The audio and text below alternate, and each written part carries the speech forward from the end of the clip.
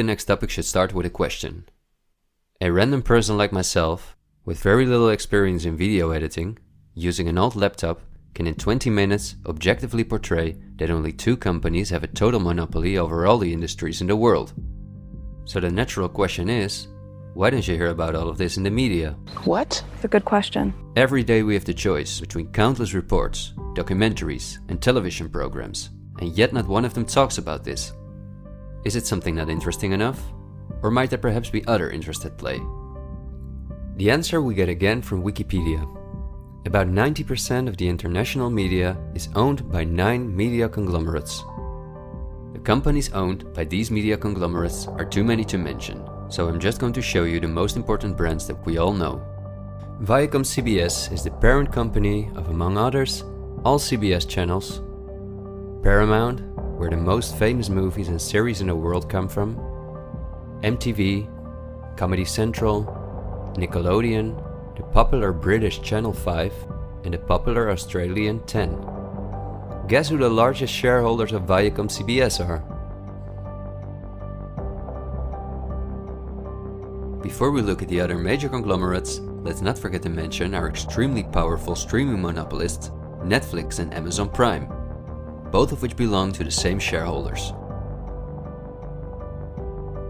Then AT&T, which is the parent company of Warner Brothers, HBO, Discovery Channel, CNN, Cartoon Network, TNT, DC, and many other well-known brands. Guess who the largest shareholders of AT&T are?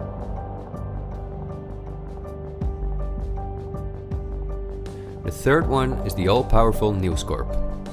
This company owns many of the most well-known national and regional newspapers, magazines and TV channels in the US, the UK and Australia.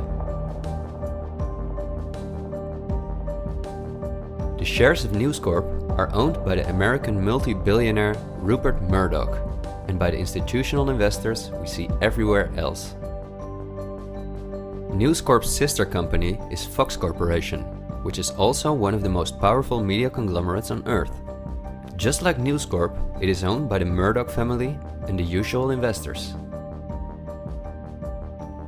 Then the Walt Disney Company, a conglomerate of unimaginable dimensions, with many subsidiaries such as Pixar, Marvel, 20th Century, Lucasfilm, ABC, National Geographic, and Hulu. Who are their biggest shareholders? Another powerful media conglomerate is Comcast. This is the parent company of NBC, DreamWorks, Universal, the Sky Group, Focus Features, Xfinity, and many other major media brands. As you would expect, their largest shareholders are Vanguard and BlackRock.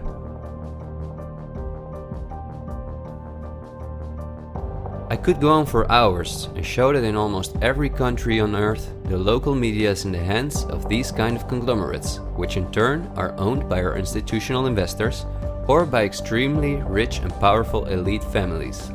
In the UK, for example, virtually all popular newspapers and magazines are owned by the Daily Mail Group, Reach and the aforementioned News Corp.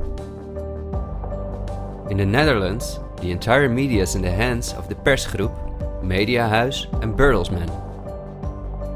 And in Germany, the entire media is either controlled by the German government, ProSiebenSat.1, Axel Springer, and again, Bertelsmann, which is also a conglomerate of unprecedented dimensions.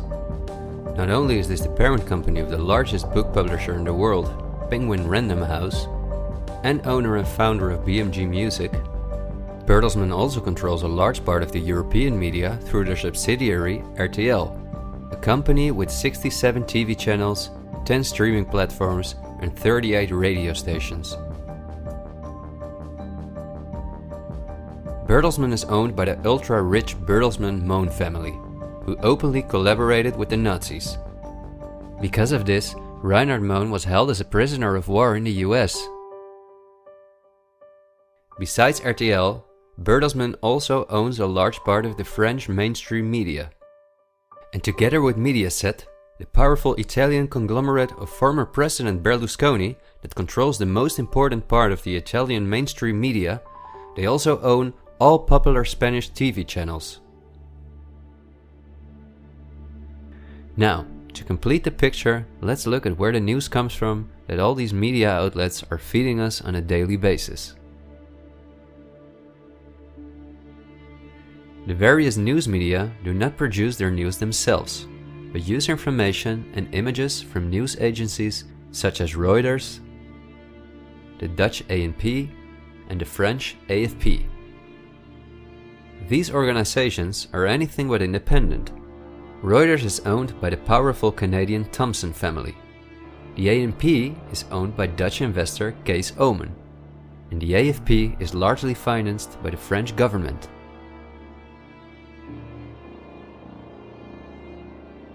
The main journalists and editors who work at our media or at these news agencies are affiliated with important journalistic organizations, such as the European Journalism Centre. These are one of the largest funders of media-related projects across Europe.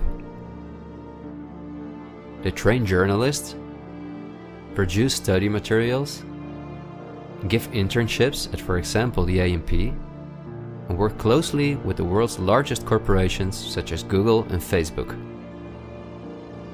For journalistic analysis and opinion, all the major media outlets in the world use Project Syndicate, the most powerful organization within its field. It supplies the 506 most important media outlets in 156 countries. Project Syndicate, plus an organization such as the European Journalism Centre, together with the news agencies, are the connecting link between all the different media outlets around the world. When newscasters read the news from their teleprompters, there is a good chance that the text comes from one of these organizations.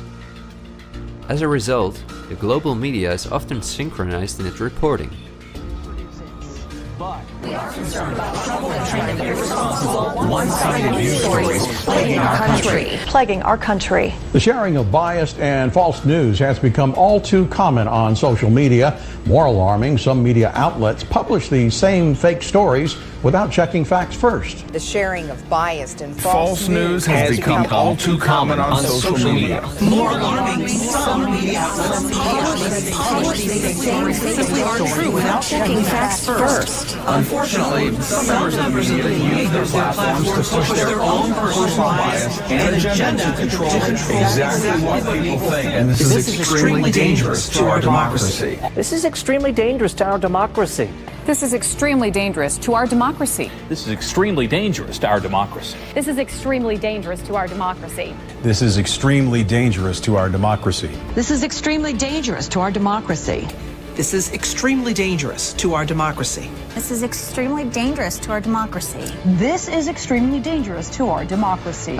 This is extremely dangerous to our democracy. This is extremely dangerous to our democracy. This is extremely dangerous to our democracy. In September 2020, the European Journalism Centre and Facebook set up a fund to support selected news organizations to do the reporting during the corona crisis. Let's see who the organizations are that, along with the news agencies, produce our news.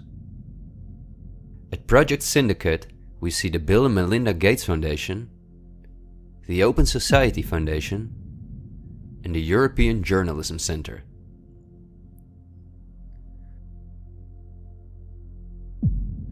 Then the European Journalism Centre itself.